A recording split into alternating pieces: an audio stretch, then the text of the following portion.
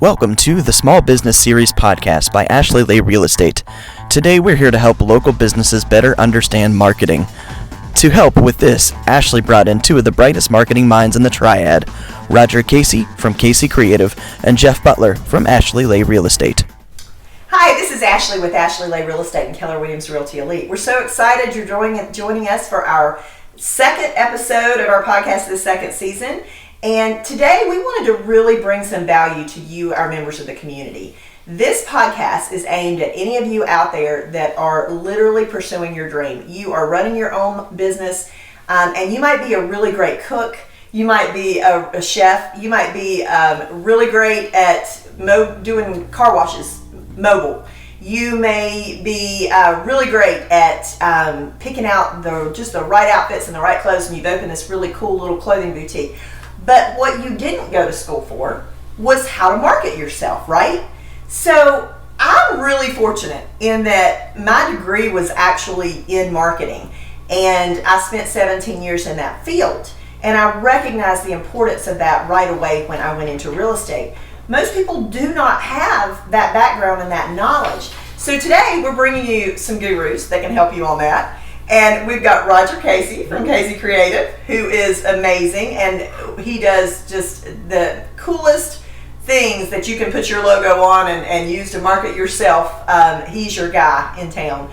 And then we've got Jeff Butler, who's our very own marketing guru, because I felt like it was that important in our business to have someone that handled the day-to-day getting your name out and getting people aware, brand awareness. People have to know who you are. They have to know how to find you. And I needed someone that could make that happen for our business, right? That's right. That's right. Absolutely. So you guys, today I really want to talk about what are 5 keys to successful marketing, small business marketing, right? We want to help these folks out there. They're running their restaurant. They're busy with that day to day. They're figuring out who's on what, who's working today. Do they have all the right foods ordered? Do they have the menus together up to date? They're just going, how do I even have time to do this? So I guess let's just chunk that down and start with, what do you do? How do you start? How do you get started? How do you get started getting your name out there? Yeah. I think the first thing is you have to know your ideal client. Everybody in business is like, when you first start out, you're like, anybody and everybody can come and we're just going to make all of this money. And then really when you boil it down, you might offer a product that a certain group of people just don't like. And that's okay. You have to know what your product is and then who that product is going to really attract itself to, and then market and bring attention to that group.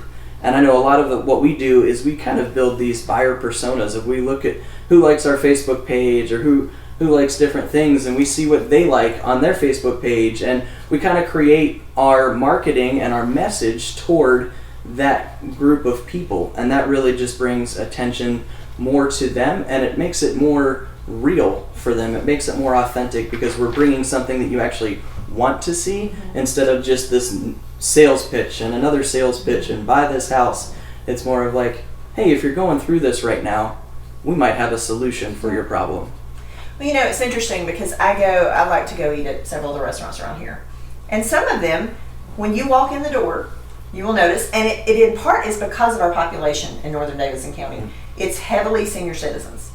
And those restaurants are full of senior citizens. Now, during the pandemic, and I know we're still, just hopefully coming out of it with everybody getting vaccines, but that is picking back up. I'm seeing it in the restaurants. Let's say the senior citizen is their ideal client.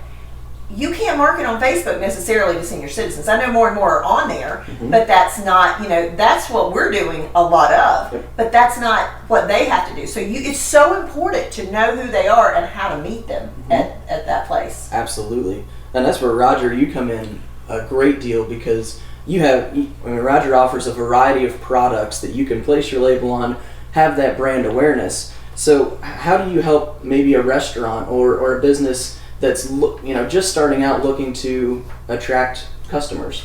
Well, a lot of it comes from knowing who you are before you know who they are. So important.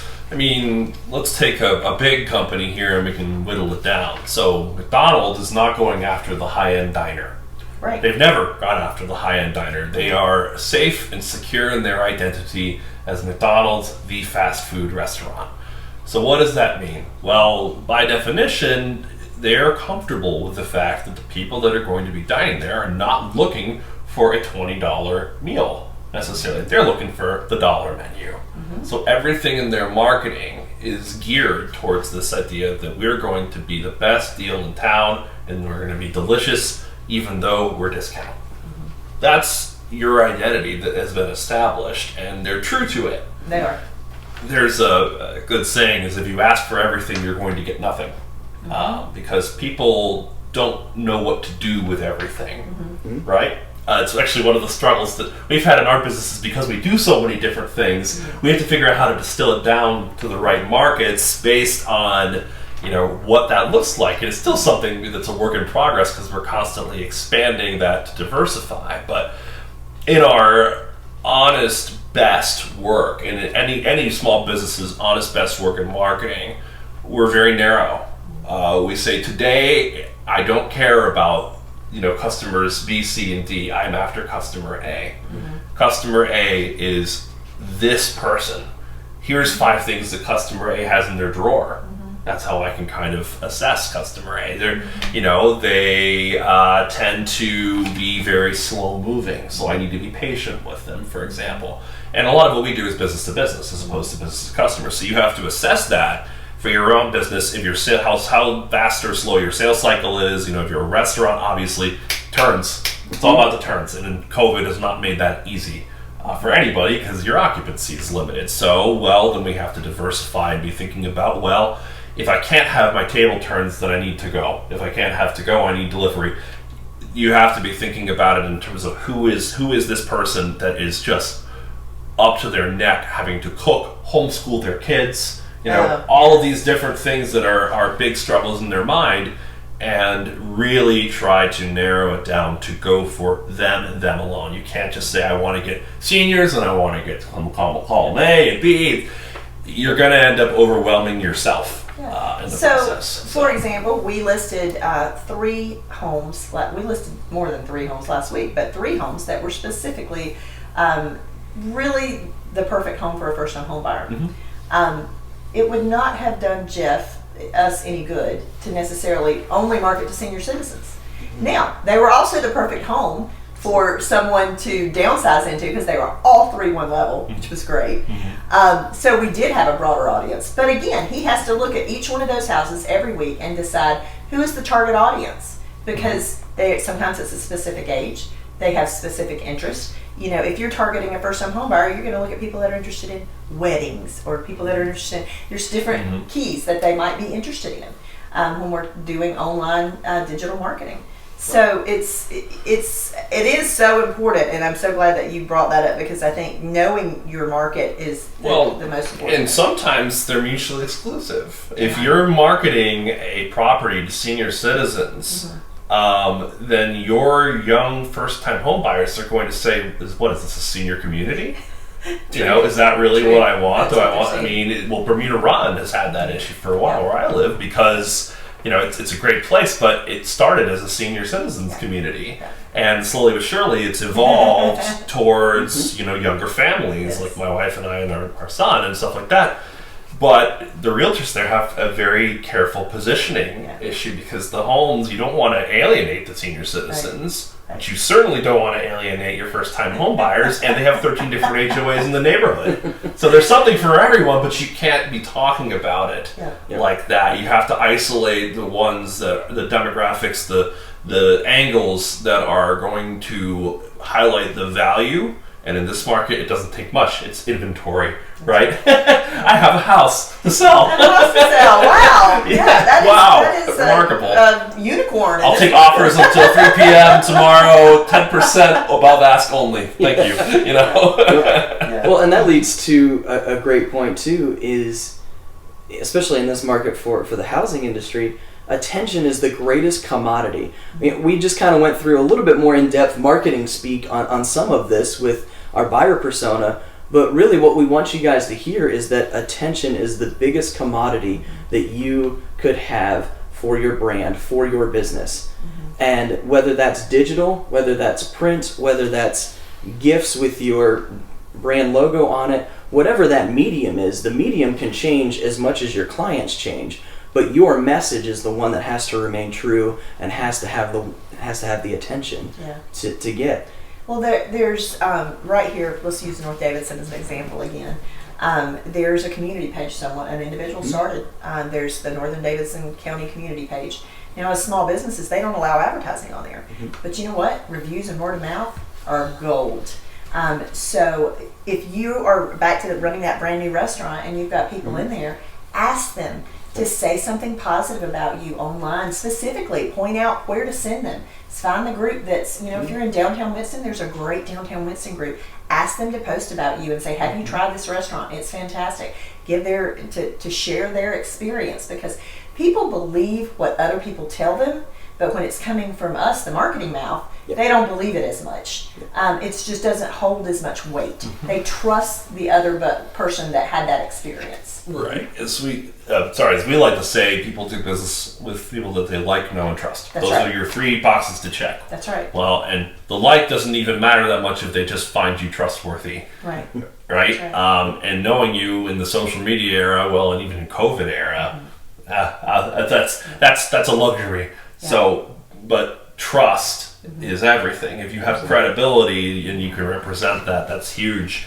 The other thing I'll say on the topic, which I think you spoke to really well, is that in the end, a lot of people, we don't love using mass media, and it's something that people jump at because it's flashy and big, right? Like radio, TV, newspaper, and I get it. Like, it's a lot of eyeballs. But if the attention is not worth your money or your time, then we're not Coca-Cola. We don't have infinite marketing spend. All right, we have what we have. And these small businesses, they're going to be eking together. Well, they're trying to get marketing sometimes, period, much less that kind of marketing, and those media are not cheap. They're not cheap at all, and the quality of impressions you get is not great. And the reason is that there are so many bigger operations with more resources. We always like to say that mass media is the thing that you add on when you have nowhere else to go, because you've already covered all of your other squares. So we just have extra money, so let's just throw it at it and see what happens. That's, you look at the big players. I mean, Amazon just throws money at these things, and that's who you're competing with in that mindshare space. So what we like to think about in terms of this attention is that you want the attention from the right places.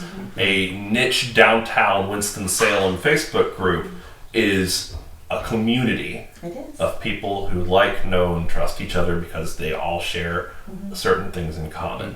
Some of my best business outlets have been specialty organizations. The chambers are great, and I spend a lot of time and those, obviously, but where I have seen the most return, especially over the last couple of years as we've grown, is things like the Institute of Real Estate Management or the Piedmont Triad Apartment Association, right? These are very close-knit communities of professionals in the B2B community who are, or at least from my B2B angle, that really like, know, and trust each other. That's right. And as long as they like, know, and trust me as a vendor, they're going to tell their friends. Right. And even in a B2C environment, it matters in terms of really diagramming out the conversation that has to be had to get people there, right? If you're a restaurant, well, what conversation do you want people to have? You want people to have the conversation where they tell someone that likes, knows, and trusts them that it was a great experience. And if you don't ask them to tell people that, like you said, their heads are just a million different directions. I mean, especially in COVID era. Yeah, if I'm opening a new storefront, be it a restaurant, be it that clothing boutique, I wish you luck. Yeah, there's so many. It's flooded right now. But I would literally have a QR code with did you have a great, at the register, did you have a great experience? Scan this, with your phone, and it takes you right to whatever the community page is you're in, and please share it on that community page about your great experience, because your word is, you craft it somehow beautifully to say that, your experience, your review is going to really affect our bottom line or our business. And Sure. we so appreciate you. And people, and you know what? I'll use the term loosely, but people are not above bribery. That's right. If you give them something in return Yeah. for saying you had a great experience, That's right. Oh, perfect segue, Casey. We can have something with their name on it, give away a cool pin, well, especially give away something fun, and it's something they this. value in particular. I mean, especially for you businesses out there with long sales cycles. So real estate being one of them. I mean, maybe not right now. You get inventory, it's gone. But financial advisors, insurance agents, accountants, people where the business does not come overnight. People have to make a long-term decision. It's amazing how much a kind gesture pushes the needle. It is. And especially with something like, let's just take financial advisory as being a really good example of this. If someone has made the decision to trust you with their money, their family's financial livelihood, right? That is a big decision. That person is your best evangelist, your best advocate in theory. And if you're not leveraging that asset with, basically making them warm and fuzzy with however you need to do so, especially if they're a big account, an influential account, then you're leaving very easy marketing on the table. That's your cheapest marketing, is the customer you already have doing that work for you. So. Well, we just all read a book together on what's the name of the book on moments? The exact. Do you remember? The Power of Moments. The Power of Moments, which is a great name for that, and creating something memorable for them. And even if it's just that they're actually helping you out by sitting there writing that review, but if you give them something in return and they're working out, that's another powerful moment you've created to help take mind space in there, help them remember to come back to you. One of our cardinal rules of branding is something I came up with. I just did a presentation on it for another association, the Carolinas Credit Union League. One of the rules is you never give something away without getting something in return. And it doesn't necessarily have to be monetary. You don't have to close the deal right there. Right. But if you're going to give someone, a really nice gift, like let's just say an umbrella or what have you, well, what are you getting back? Are you getting a referral? Are you getting, their information at least? There's some form of non-monetary currency that they can exchange for this, which is what really the point of gifting is in the end. And I see too many examples of people who are spending money on promotional products, gifts, stuff like that, but they don't know what they want in exchange. Right. They know they want a customer. They're not using maybe it as a tool. It's simply it is branding, but you've got to take it further than that. Yeah, well, it's an exchange. That's right. There's some sort of exchange happening. You just have to figure out what it is that you want, and you have to ask for it. Right. And that's the key. I want to stop right there because, Ashley, I've heard you talk to our agents, and Roger, you just hit on it perfectly, is that the small businesses that we're talking to, they're passionate about their business. Yeah. When you talk to them, that's all they can talk about. But it doesn't sound like business to them. Right. It's just their passion. baby. It's their baby, man. That's it. It is. Casey Creative is my baby. Exactly. Yes. You better leave my baby alone. And what do we do with all of our babies? We talk about them. Yeah. Oh, But sometimes, it's hard to ask for something for our business. Right. And sometimes you just have to step out and say, it's okay. This business is my livelihood. I need to ask for this. And it's words. Well, it's one of the hardest things to do. Confrontation is already difficult. Right. Yes. Confrontation where you're asking someone to do something for you where you don't necessarily feel 100% comfortable, especially if they're not someone you already have, in which case you already have done the legwork. Right. That's a difficult conversation to have, right? No matter who it is. I don't care who it is. Just ask anyone who's ever done like direct sales for Cutco. Going to friends and family, be like, please buy my knives. I mean, that it's I would not envy doing that job, but I respect how hard that is. And but it's an art. It doesn't necessarily have to be so kind of brazen where you're just like, please pay me money for my service immediately. It can be a lot more gentle and easy than that. Hey, free meal at the restaurant for a lifetime customer you referred is a small price to pay for someone who's going to spend thousands of dollars a year. That's right. So as long as you do the math correctly and you think it through, then sure, offer anything. Yep. So That's actually brilliant. Think about that, though, Roger, that many of these small restaurants, when they open up, will do a soft opening, and they'll invite community members for free to practice and to get their wait staff familiar and that sort of thing. So you just add a little thing to that. I'm going to invite you, and I'm going to give you a free meal. But when you're done, I need you to leave a review. That's the price of admission. Sure. Everybody would. What a great! I mean, that's just taking it to the next level to get the awareness out there on social media of your new business. And you could even make it easier than that. Just tell them to write the review down, and we'll post it for you. Yes. That way, you don't even have to make them get on Google or Facebook or whatever. Right. We'll post the review on your behalf. Yeah. And sure, whatever facilitates the transaction. Ultimately, that's the currency you seek in exchange. Your free meal costs you $10. The review is worth its weight in gold. It is. In the long run. It is truly worth its weight in gold. Yep. Yeah. And all of this, obviously, we still want to be professional. Yeah. And I mean, your business is your livelihood. If you're not professional, you probably won't have a business for long. But at the same time, you have to balance being professional and being authentic.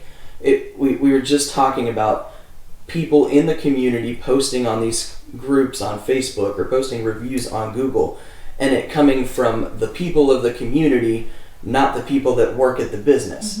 And you can run a business Facebook page all you want, but if somebody takes their review from their personal page, that's going to reach so much further. A Google review from a customer is going to reach so much further than maybe the search engine results on your website.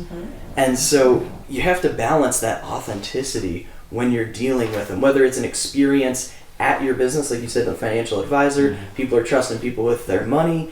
Obviously, you want to make sure that customer service experience is top notch. But at the same time, maybe it's your digital experience on our Facebook platforms. We want to seem real, not just salesy agents looking for our next deal. While we understand that it's our livelihood, we also understand that real estate is a much bigger calling for some people than it is just a job. And we firmly believe that we help build community. We serve our community and we educate our community about real estate. Well, and it's interesting because our mission statement is building lasting relationships. I will tell you that back in 2007, say for example, when I was a brand new agent and I was just what I call a Pop-Tart agent, so make calls. Do you want to see house? Okay, let's go show you house. Yeah, let's go. Business, woo! And it was, for me at that point in my life, I had to put kids through college and it was about the next paycheck. It's so much more than that. And when you really dive down and you figure out who you want to be as a business, as a person and as a business, what kind of legacy am I leaving for all the people in my office? What, if I drop dead tomorrow, seriously, what would the community say about you and your impact on the community? What are you doing to serve others? And when we really dug down and got to that, and that kind of transition happened for me in probably 2013 and 14, when I joined this company, we're authentic. People know when they do business with us, we want to be in relationship with them, not just for the transaction, it's for a lifetime. We're going to have events and invite them to. We're going to be their vendor resource. We're going to make calls to them quarterly to have conversations and see what they need. What do you need from us? And then we hope that we're going to do business with their family members and everybody around them at just infinity. And we want to build that relationship with them. It's why we're doing this whole small business piece right now, or push in our community, because a lot of the small businesses have been hurt so badly by this pandemic. And anything that we can do to serve them and to help them to get a leg up in our community, I'm all about. So again, that authenticity, you've got to know who you are. You've got to know what your business stands for and what you're promoting, and then you have to be true to it. You can't just say, we're building lasting relationships, and then you're just a transaction. That can't happen. Right. Yeah, for us, you kind of hit on something that's one of your rules of marketing. For us is good marketing is true to who you are, not what your business could be good at. Right. We want to make sure that we're marketing for who we are in the moment, and then honestly, sometimes you see the authenticity of us going through some growing pains. And we're going to grow. We're probably going to mess up occasionally. We're all humans, and that's what makes all of this so tricky.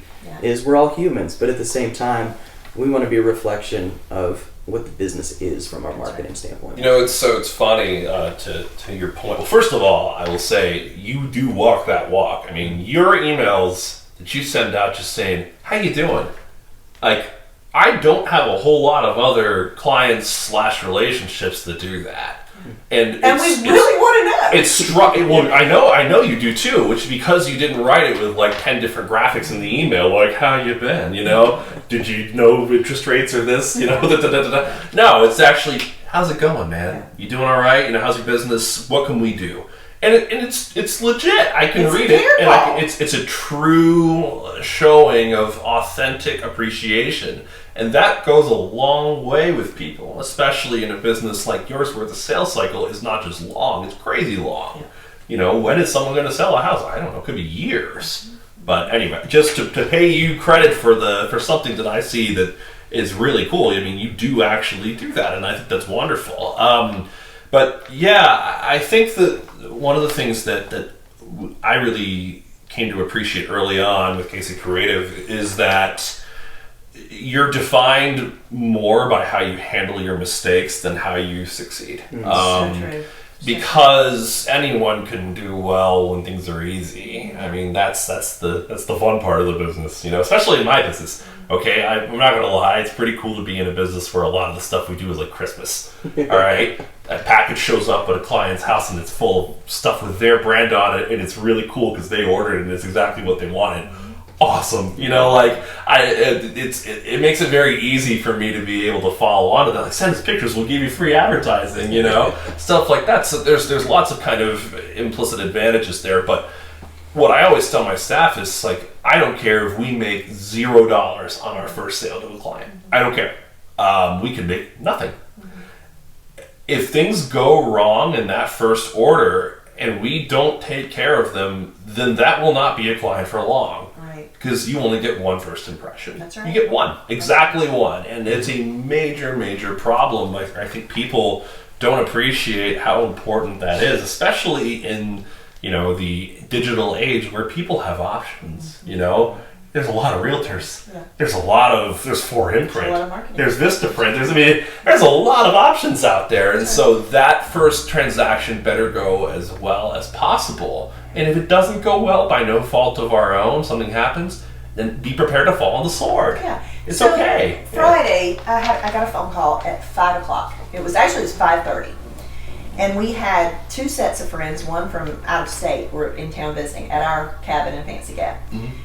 And it was from our appointment center, and they had taken a call, and they said, "We've got a complaint call, and this is what she's upset about, and can you handle this?" And I was like, your first reaction is, it's 5:30 on Friday, right. We're getting ready to go out to eat, what is that, and then I remembered something that and this is, I've preached it for years, but it's great to have a reminder. I'm watching some webinar or something this week, and they said, your day is literally going, I was reading it in one of the books I'm reading, and your day is going to be the day that you expect when you get up.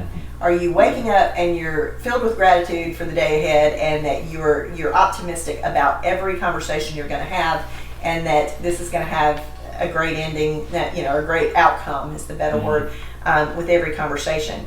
And immediately I was hit, after my first gut reaction, I was hit with, okay, well, I just need to have a conversation. So I picked up the phone, called the client. The client wasn't upset with us. It was to do with Duke Energy had not cut off her power, and she was still getting bills for a house she had sold, and just needed my help facilitating that conversation with the new owners. It turned into a 15-minute call with her raving about our team, about everybody on our team, naming them by name, saying how wonderful they were. She's a former vice president with BB&T that just retired. She said customer service. She was over. She might know a few people. She might. She went on and on and on and on, and she said the fact that because Heidi was on vacation, and that was her point of contact, but she got me because Heidi was on vacation, and she said, "I'm so glad to get to talk to you. I just want you to know what kind of a great that back to the authenticity, to actually when I hear it, that everybody is doing exactly what we're promising, and they're doing it at such a great level, it feeds my soul, right? Right. But and I could have called and been like, what? But I literally had a different tone. People can see the smile through the phone. Oh yeah, they can, right? Absolutely. 90% of or they communication can is feel nonverbal. the anxiety and the angst coming through from the way you say hello, right? It's all in how we handle these things. Well, and people think that it's look. Winston-Salem, the Triad in general, is not that big of a place. Right. Okay? Everything you do with a client, or not a client, or any person really who knows anybody has ripple effects. Yes. And I think people forget about this. I like to tell the stories. A buddy of mine I played golf with, he's from Boston. He's got this real heavy Boston accent. And he says, Roger, if we pick up the phone, we could start any business we want in Winston-Salem. True. Because it's a problem in this problem. area where people just don't respond. You could have the money you could literally have the money in your hand, ready to give it to someone, and they're just not that interested. So it's epic. It's epidemic among realtors. Sorry. Oh, for sure. It is. We hear it over and over and over and over. But the thing is that with everywhere. that call, it's not just about solving the problem. Right. It's about creating an evangelist. It is. Suddenly you've gone from, she might have been neutral to slightly positive, slightly negative. For the love of God, you can't have her go full negative. And because then you had an opportunity there to do that. You could have created an enemy. Right. Some people would if they handled the wrong way. Why are you bothering me at 5:30 on a Friday?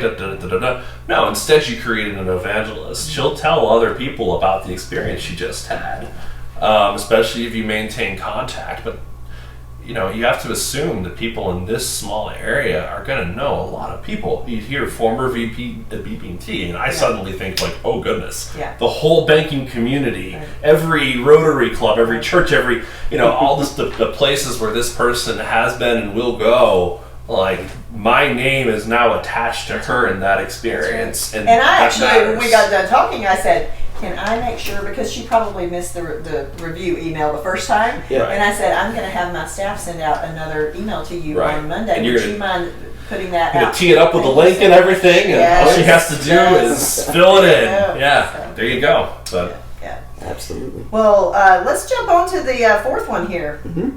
Yeah, so digital is huge. Obviously, there are so many people on Facebook, and Facebook is free. It's a digital rental property, if we want to put it that way. You can make your own business page, get reviews, there's Google, but digital isn't everything. And Roger, you're a great example, and I'm really glad that you've accepted to be here because of this, because the amount of products that you offer, the amount of things that people can order for their business that have nothing to do with digital marketing. Mm-hmm. Tell me, in the 21st century, without digital, what are some of the neatest ways you've seen some products being used for just brand awareness advertising? To be fair, we do digital. Yes. So I want to make sure we do full web design and full digital marketing suite. So basically anything you would expect an internet marketing company to do, we take care of. So it is very important. However, segueing this back from what we were just talking about, relationship building is, no matter how authentic people try to make relationships over the internet, it just never will be quite that authentic. And it depends on your community a little bit more. I feel like in major metropolitan areas where there's just tons and tons and tons of people, that's changed a little bit. It's a little bit more okay to be kind of impersonal. But in our community, in the Triad in particular, like I said, people know people. That's right. And your reputation is not a function of who you are on the internet as a company or as a person. Most of it, and I guarantee you this will be the case post-COVID, it hasn't been as much recently. We haven't even seen each other, but everyone's been miserable. So, but now that we're bouncing out of that, Do you know how I got your name? Through a realtor. Okay. We were at a realtor event, and you were there, and we were at the Winmock. And there you go. Yeah. I think you passed our table, and the realtor sitting beside me said, "Do you know Roger?" And I said, "No clue. Who's Roger?" And they said, "That jerk." They said he has some of the coolest marketing stuff. You've got to chat with Roger. Yeah. He's the best guy. He's on it in Winston right now. You've got to talk to him. And I was like, and we needed something at the time. Yep. And I'm like, cool, let's talk to Roger. So it's, I think the things that I see the most successful people in our industry, like Ashley Williams is a great example with her warranty company. She's always present. Matthew Young is always present. Roger Casey is always present. I'll give a shout out to Teddy. You know Teddy Burris? I don't. So Teddy's well known in the Triad. Does a lot of LinkedIn coaching. Hey Teddy, if you're watching this. But he used the perfect term. He said it's publicly present. That's right. He said as long as you are publicly present and you are boots on the ground, you are there. That is better than not any day of the week. And especially in this community, a handshake is worth way more than a phone call. 100%. All day long. I mean, 100%. maybe a fist bump right now, COVID era, but still, the gesture means everything. When my emails, when I talk to someone and I say, hey, I'd love to meet, to your comfort level. If you'd rather do a WebEx, that's fine. But I always offer the meeting. That's right. Always offer the meeting. Because, hey, if they say yes and I get to go, that's way better for me. Yeah. I get to show my authenticity. So That's right. And I would rather meet in person 10 times out of 10. I know that we've had to be careful up until now that here you've got your shot. Yep. So it's thanks Johnson & Johnson. Yeah. It's a balance. And it's so much easier to put everything out there on the internet and let it be done. But if you're not out there and, like you said, publicly present, I don't know, it just makes all the difference. Well, and furthermore, it's to answer your. You're not building a relationship. No. One to the Ethernet out all over the world. Right? Sure. Yeah. This is relationship building. Right. That is not. Well, to address your original point, Jeff, like one of the things that I think people do is they try to just check the boxes. Mm-hmm. Okay, I built my website. Oh, it's there. I built my Facebook page. It's there. I got my Instagram page. It's there. Those are billboards. Yeah. And they're billboards that a lot of times no one's looking at. Well, okay, here's another example.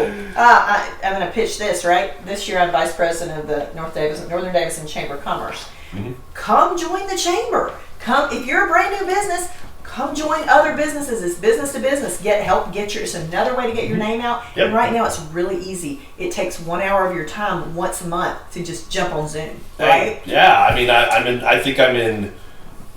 on the board of Louisville Clemens. I'm in Davie, Winston, Mount Airy, High Point, and normally GMA. So yeah, I'm in 6 different chambers technically. Mm-hmm. And I put 30,000 miles on my car 2 years ago, but I've also grown a business that's worthy of 30,000 miles on my car and all the time invested in the relationships. But look, as a company that does digital, one of the things that we see a lot is that people, like I said, they check the boxes, but they don't think as much about how their brand is presented in the ways that really matter. Yes. Digital does matter, there's no question about it, but you have to be very strategic and focused because digital is also, yes, it can be free with like Facebook, whatever, but it's also very expensive. Mm-hmm. Do you think those paid advertisements are cheap? Try getting your favorite keyword on Google and see how much it costs you per click. That's right. Per click, never mind per sale. Mm-hmm. It's much more cost effective to not go digital. And I think this is where people get hung up a lot in my line of work on promo products and gifts is that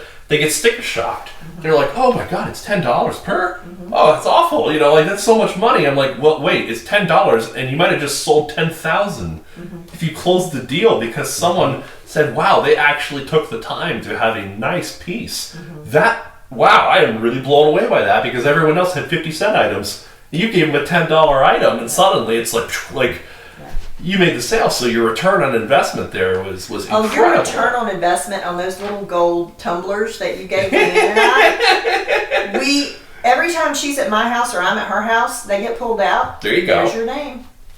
There you go. Mm-hmm. Well, and that's part of the strategy of it, and what we always like to say is you need to buy with a purpose. Mm-hmm. right? I got when we got those tumblers. It's actually really funny, and my staff, if they watch this, is going to love you for saying that because they're the ones that twisted my arm into getting those. And I was like, they're so well, cool. But here's the thing: is that I'm a guy. I'm looking at the gold, sparkly tumbler, and I'm like, I'm not going to buy that. And they're like, Roger, no, get the sparkly gold sparkly tumbler, jerk. And I'm like, okay. And sure enough, but the thing is, though, is that there was a purpose behind that. I stepped out of my own head and went into the heads of my staff, smarter people in this respect than I am, and realized, they actually have a great point. I don't know everything. I certainly don't know taste when it comes to women, and who have a totally different palate than I do. And in that case, I was like, I don't have a whole lot of gifts that are female-centric.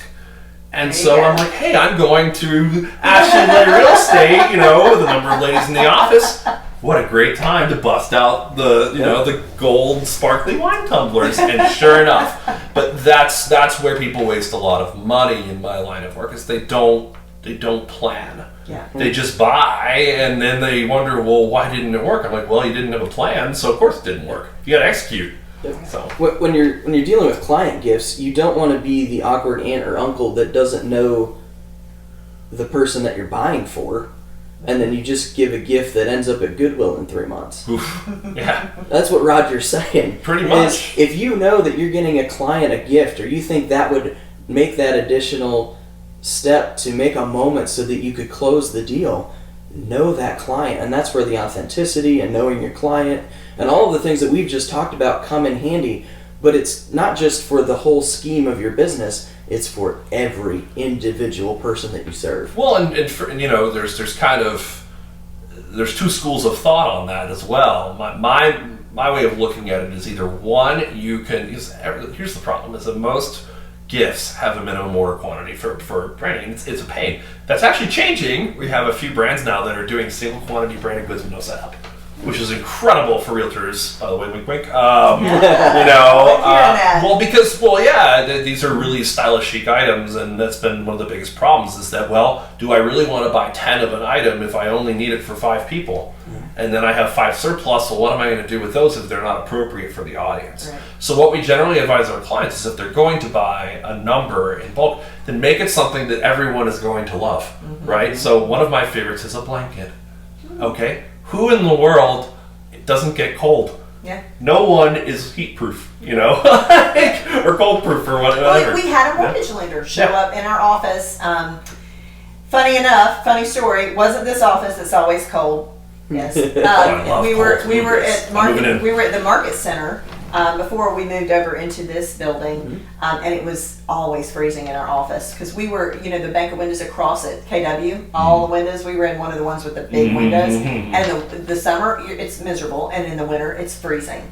And the mortgage lender came in, and she had our name and her name. No, she had her name, and then she had our names put on them, and she was smart. And she had our transaction coordinator and our listing coordinator's name and our director of operations and my name, and brought forth. She had a plan. That was brilliant because there was that blanket on my lap every day in the winter. And do you know what the incremental cost of her to do that was? Probably like $20. It was brilliant. Tops. It was brilliant. There's not that much money to be really effective about something like that. And furthermore, hey, if she orders 100 blankets and only 4 of them have your names on them, it's not like the other 96 are useless. Right. Yeah. They're translatable. So we like to buy with a purpose. So if you're going to hold a surplus, a stock of something, make sure it's going to keep working. Right. Guess what? It's going to rain a little bit today. Yeah. I have 10 umbrellas in my car. Always have umbrellas in my car. And that's, hey, there's no day that I get to wear a cape more than the day where I get to bring an umbrella to a client on a rainy day when they forgot theirs. Yeah. Right? So, but it's just, I don't even have to think about it. It's already in my car. I'm ready to go. So, but the bottom line is that, digital is important, but your physical, tangible presence, this is a chess game. People think of it as like, I just want some swag. I hate that term, by the way. It drives me nuts because it's stuff we all get. We all shouldn't be getting it. not all of us are supposed to get your items. Your brand is worthy of only those who are going to do it justice, right? And those who are going to support you, Not everyone is just going to throw it in the cabinet or the drawer of the trash. So elevate your brand and make it your own and make it special for people. And then they will feel it's special in return, and you will get, as we talked about earlier, something in exchange if you ask for it. Yeah. So Nice. Absolutely. All of that to say is make sure, again, that your marketing is a reflection of your business, not a projection of what it would be. Yeah. And so, I mean, even a young, small business, you're gonna probably sometimes make the mistake of over-promising on some of your deliverables. And maybe that's in reaction to not delivering it first. Again, we all are going to make mistakes. And if all of this has kind of seemed really like, oh my word, I've never thought about marketing before in my life, and this was really good, but where in the world do I start? For me, at least, you've got to start somewhere and just start doing something in relation to marketing. And I think one of the easiest things to do is make that ask for reviews. Yeah. What are some other easy things that we can end on now that people can just start doing incrementally to build their marketing? Here's a great one. We identify in our business our top 100. Who are our top 100 biggest rating fans, right? sure. When you're brand new in the business, maybe you only have 10. But identify those 10 people and have a personal conversation, maybe a sit down and a coffee with those 10 people, back to being present, and ask for their help to grow your small business. Oh yeah. Ask for them to be your biggest advocate. The evangelist. Ask for them to be your evangelist in Winston-Salem, and they're telling everyone they know. They're honored, to go. usually. They are honored, and you've created even more of a raving fan, and they're going to help you get your word out. Right? Yeah. Sure. I mean, so there's and it's been really frustrating because Wake was one of our top 5 clients until this last year when academia just got crushed by COVID. But our main point of contact over at Wake that we work with more than anyone else is a woman named Megan Radley. And Megan, if you're watching this, you're the best. But we have in our staff what's called the Megan Radley rule. And if Megan wants it, she gets it. I really don't care what it is, because Megan has single-handedly pushed us out to probably 20 different points of contact within the Wake Forest system. Right. Because she is a wonderful evangelist. She is the kind of person who naturally tells people about you if she likes working with you, and it gives her pleasure to do so. Right. So, you know what? I take great care of Megan. I will, claw and scrape over whatever I must in order to make sure Megan is taken care of under any circumstance, because she's worth, 50 of another client. Right. So I think your exercise is perfect. You have to know who your allies are, and you have to deputize them. That's right. You have to turn them into, into fans, not just kind of passive interested parties, and it's amazingly cheap to do that. Right. Sometimes all it just takes is your personal appreciation to get them moving. I mean, in COVID, a lot of people are bored too. Give them something to do. 100%. All day. Absolutely. All day. Cool. Well, thank you guys so much for joining us, having this podcast. Thank you. Yeah. Yeah, and Roger, thanks for coming out on a day that it might rain on your head. No. Give out the umbrellas, that Hey, kind of thing. I see it as an advantage. And we appreciate you guys for joining us for another episode of our podcast. And with that, we will see you in episode 3 sometime soon. Thanks so much. Thanks for listening to the Small Business Series podcast by Ashley Lay Real Estate. Check out our other podcast episodes and local business features on our YouTube page. Like, comment, and share below to a local business owner close to you.